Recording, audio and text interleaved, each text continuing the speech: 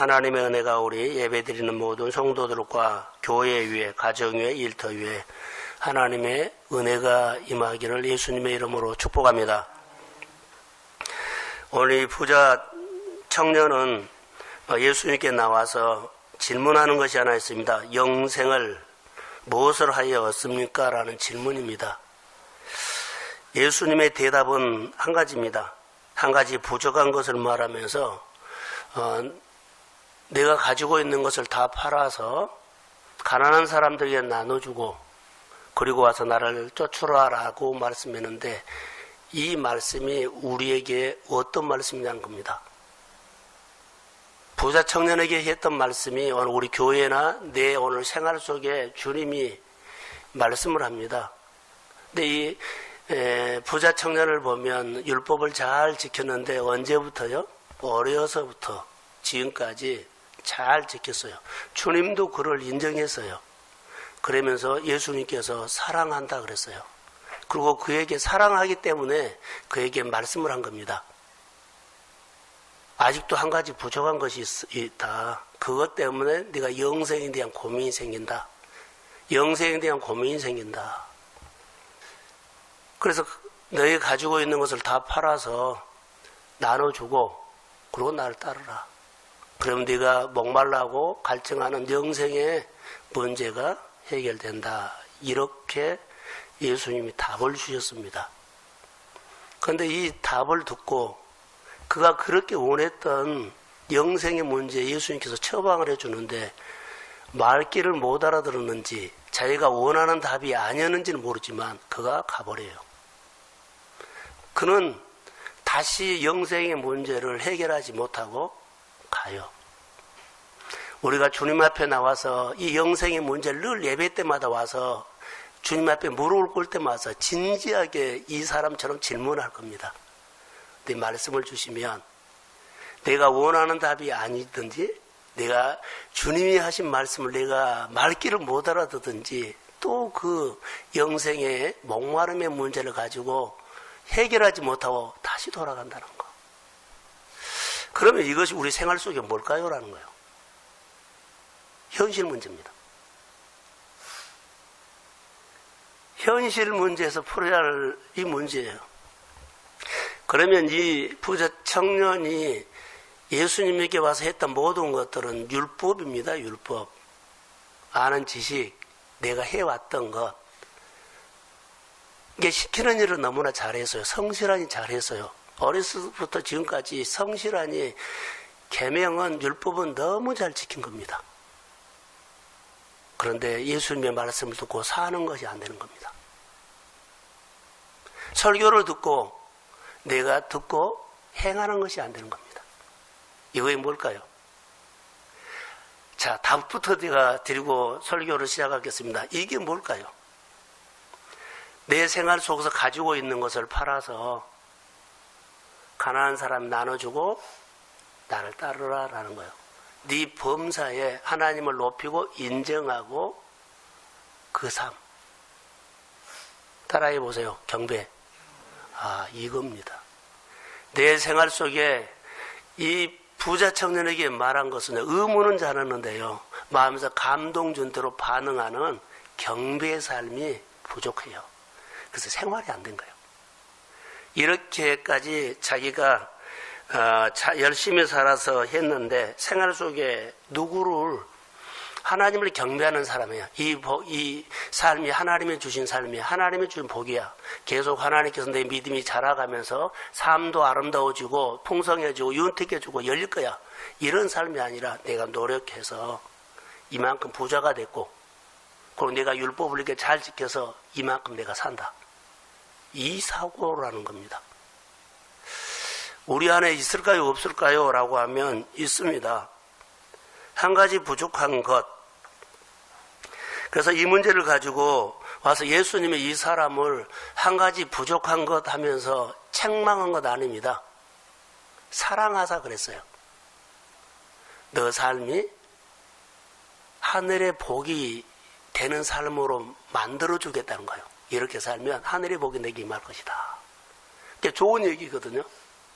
자기가 원하는 답이 아니었든지 말귀를 못 알아듣든지 가버린 겁니다. 실제로 예수님께서 이 부자 청년을 사랑하고 그래서 이 사람이 와서 고민하는 것이 뭐예요? 답은 알고 있어요. 영생. 영생의 삶을 살아야 되는데, 영생의 삶을 살아야 하는데, 잘되게 살아야 되는데, 복되게 살아야 하는데, 하나님이 도와주는 축복을 받아야 하는데, 알아요. 그런데 자기가 살아온 방법이 우선이 된다는 거예요. 이런 메시지를 오늘 우리 9월 달에 주셨다고 저는 봅니다. 복잡하게 생각하지 마십시오. 우리 생활 얘기로 끌고 온 겁니다. 그래서 오늘 어떻게 하면 영생을 얻을 수 있습니까? 성경에 보면 예수님 앞에 나오는 사람들을 살펴보면 동기가 다양하죠. 병든 사람은 병 고치려고 왔고요. 그러죠. 여러 가지로 목마른 사람 목마른 문제를 해결하려고 왔고요. 나름대로의 동기가 있어요. 자기 나름대로의 답답한 사정으로 예수님께 나온 사람들은 동기가 있다는 겁니다. 자, 영생에 대해서 나온 사람들은 니고데모가 있어서 오늘 본문에 있어요. 성경을 찾아보니까 여러 군데가 있더라고요. 누가복음에, 마가복음에, 그리고 여러 군데가 나와요. 거기도 다양하게 재물이 많은 청년, 율법사, 재물이 많은 부자, 관원 이렇게 등등 나와요. 그들이 동일하게 나와서 예수님께 질문한 것은 뭔 줄 아세요? 무엇을 하여야 영생을 얻습니까? 이런 질문이에요. 무엇을 하여야? 우리가 노력해서 영생의 문제가 천국이 얻어지나요? 우리가 노력해서 잘 되는 문제가 해결되나요? 안 돼요. 번성하고 잘 되는 것은 하나님의 몫이에요. 천국에 가는 것도 하나님의 몫이에요. 단 내가 거기에 대해서 믿음으로 반응한 거예요. 경배의 삶, 믿음으로 반응한 거예요. 그럴 때 하늘에 보아 하나님이 나에게 온다는 거예요. 이런 진리의 말씀을 우리가 알아들어야 한다는 것입니다.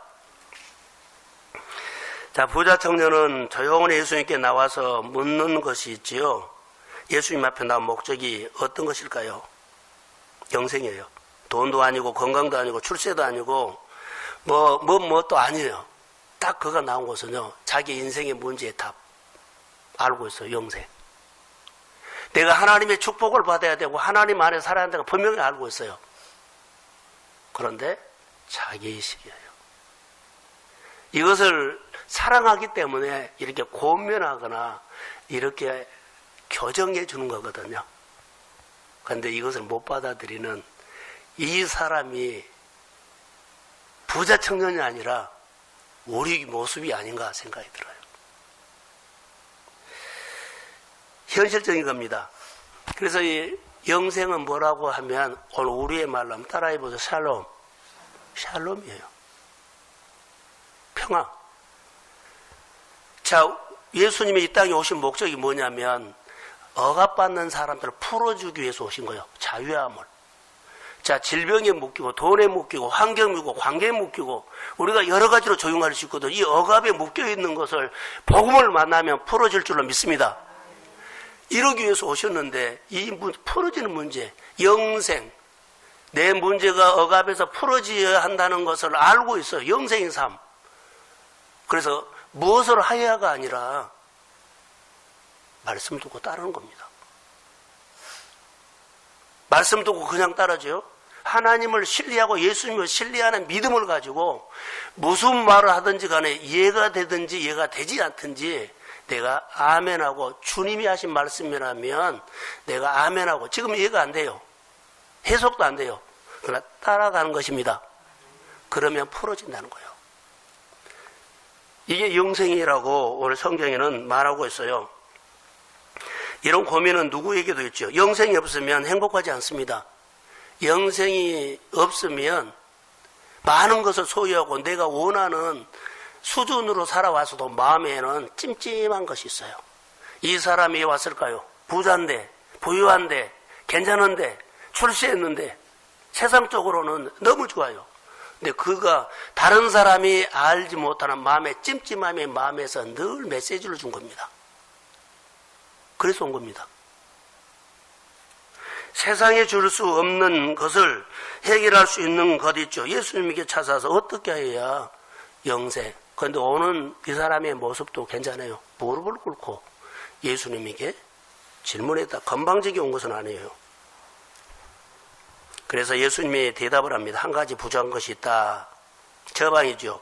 너는 가서 있는 것을 다 팔아 가난한 사람에게 나눠주고 그리하면 하늘의 보화가 있으리라. 그리고 와서 나를 따르라. 이것이 뭘까요? 하면 소대만은 경배다니까요. 늘 생활 속에 주님을 범사에 인정하고 주님을 높이고 그러죠. 그리고 경배하고 항상 주님을 위에다 두면 주님이 나에게 좋은 생각을 주고 성령이 내 안에서 인격적으로 높여주니까 그분이 나에게 늘 좋은 것이 들어와요. 이것이 보화예요. 하늘의 보화. 하나님의 마음이 들어온 것이 보화예요. 하늘의 생각이 우리 마음속에 임하는 것이 보화예요. 근데 이것을 해결을 못해요. 생활의 고민도 주님이 오셔서 내가 어려운 생활도 답답한 일도 주님이 오셔서 마음에 환경은 어렵지만 마음에 평안이 있습니다. 그러면 그 일을 주님이 진행한 거예요. 이게 영생이라는 겁니다. 오늘의. 그래서 이 사람은 예수님의 말귀를 못 알아들었던지 아까 말한 것처럼요. 원하는 답이 아니었던지 몰라도 그냥 마음 닫고 가버려요.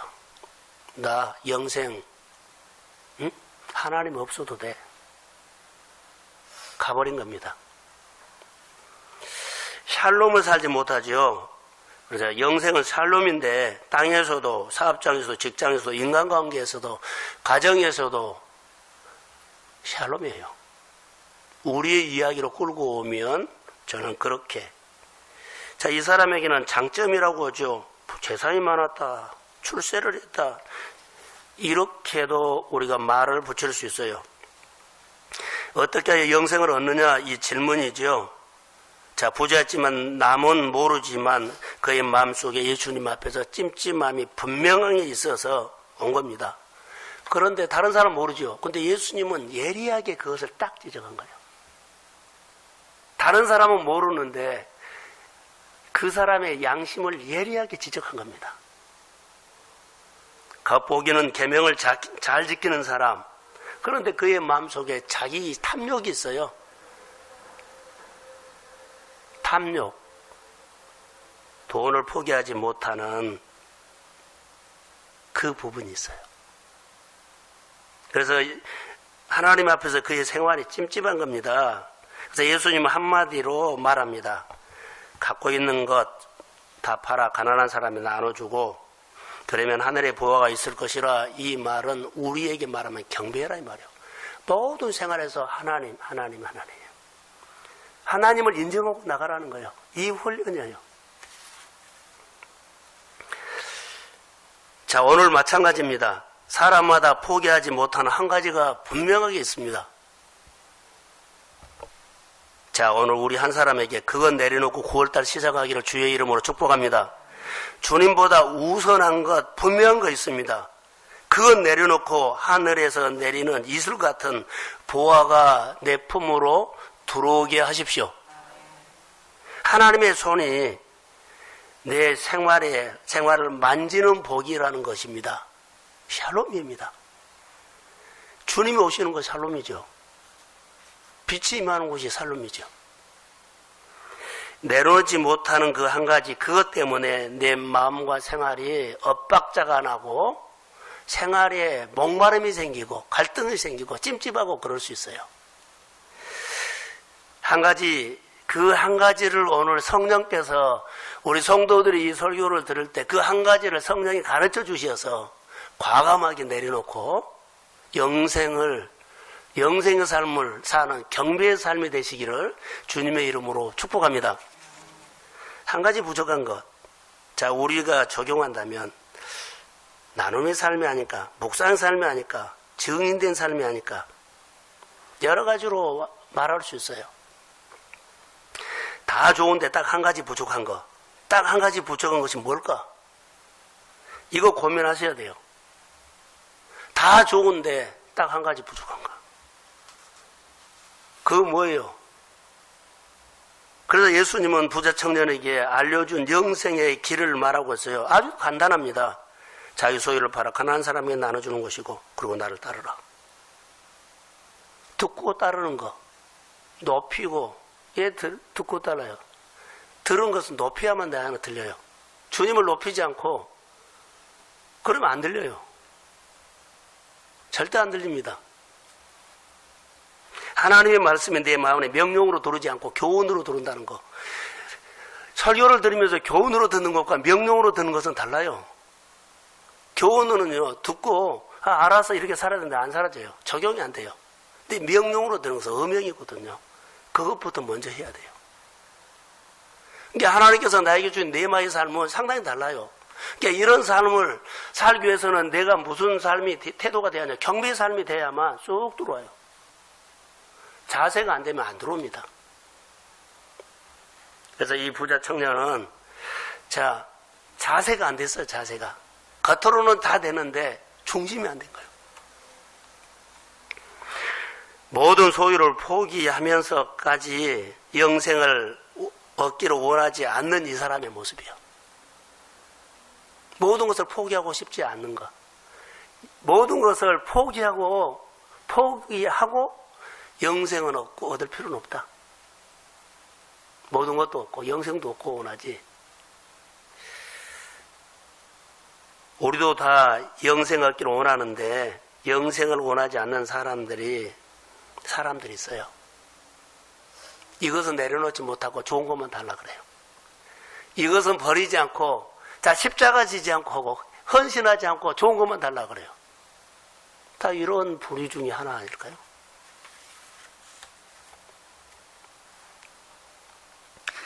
교회에서 또 여러분의 생활 가운데서 우리가 보면 저는 목회하다가 지방에 있는 여러 작은 교회도 보고 내가 그 길을 걸어와서 어려웠기 때문에 좀 눈에 들어와요.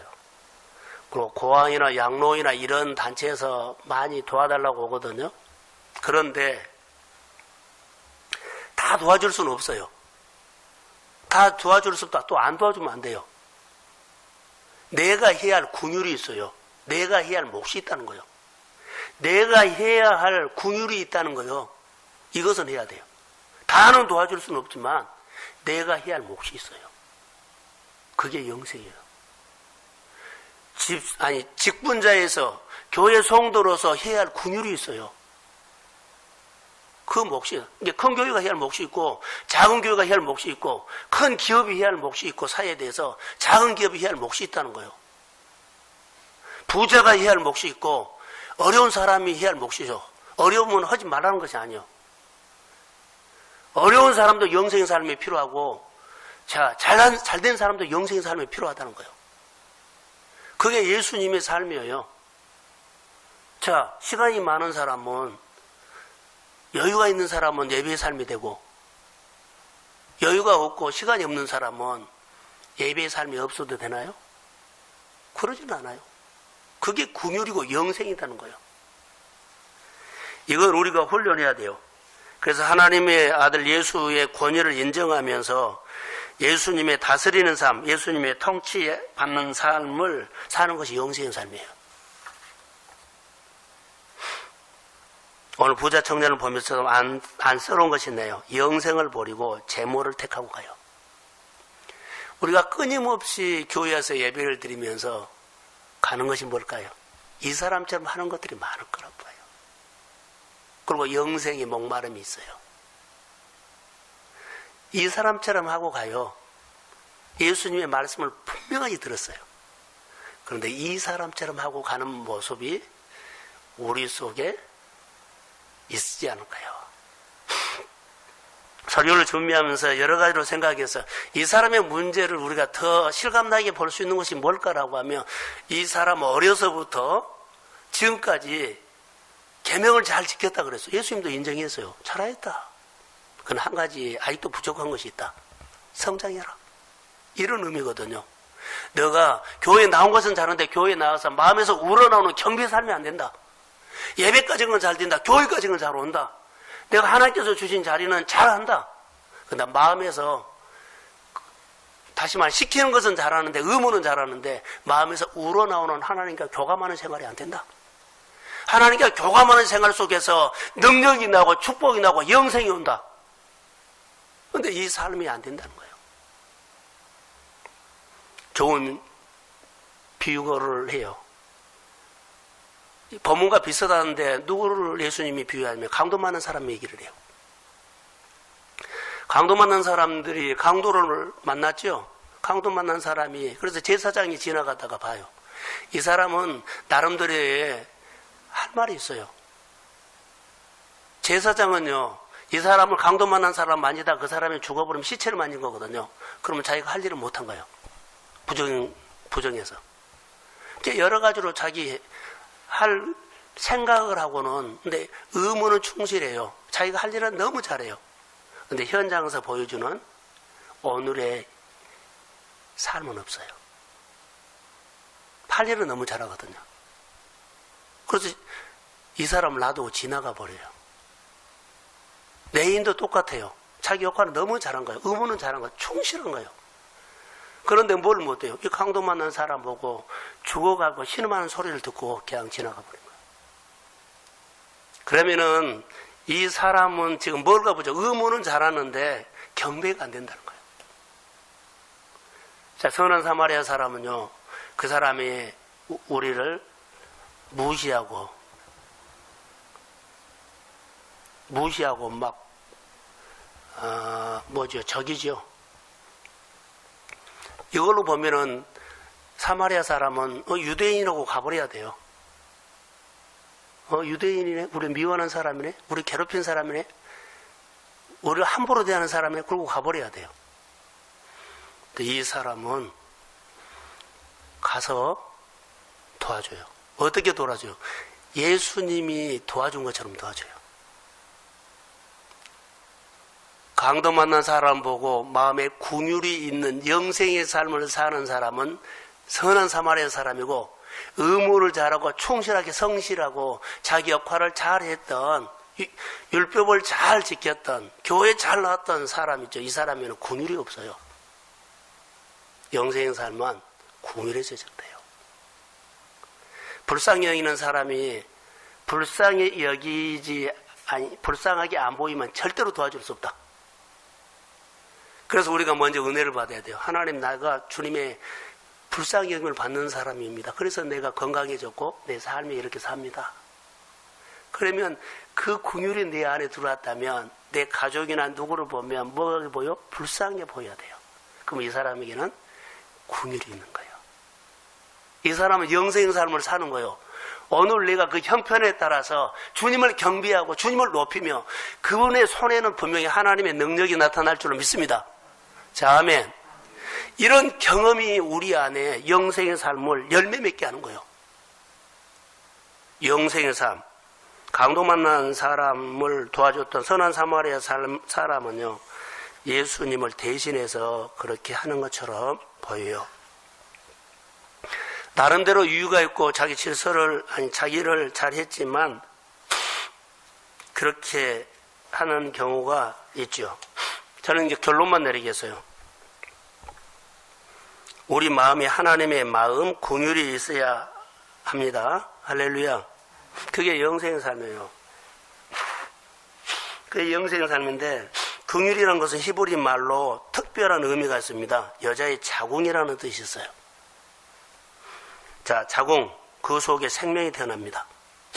자궁과 긍휼은 같습니다. 같은 단어입니다. 그러면 우리 마음속에 긍휼이 있어야만 영원히 살아난다는 거. 새로운 일이 창조된다는 거. 사업장이나 일터이나 모든 것들이 새로운 것이 시작돼요. 그런 의미로요. 이게 새로운 영감이 온다는 거예요. 하나님이 주시는 생명처럼 하나님이 주신 일이 있고 하나님이 주신 뭐가 있어요. 그 생명은 자라죠. 그러니까 긍휼이 있는 사람에게는 믿음도 자라지만 그의 삶이 넓어지고 아름다워진다는 거예요. 그가 그렇게 원했던 영생의 삶은 자기가 말귀를 못 알아들었든지 자기 생각과 달라서 그랬는지 하여튼 같지만, 찝찝해서 같지만, 주님이 오늘 우리 교회에게 9월달에 원하는 것은 뭘까요? 우리 교회에 한 가지 부족한 것이 뭘까요? 내 생활에 한 가지 부족한 것이 뭘까요? 다 잘해요. 나름대로 잘하죠. 근데 경배의 삶이 안 된다면, 주님이 우리에게 이 한 가지를 지적한다면 바로 이 부분이라고 저는 봐요. 내 마음에 하나님의 긍휼이 있어서 영생의 삶, 목마름의 삶이 그리스도 예수 이름으로 회복되기를 주의 이름으로 축복합니다. 그래서 이 삶이 복이에요.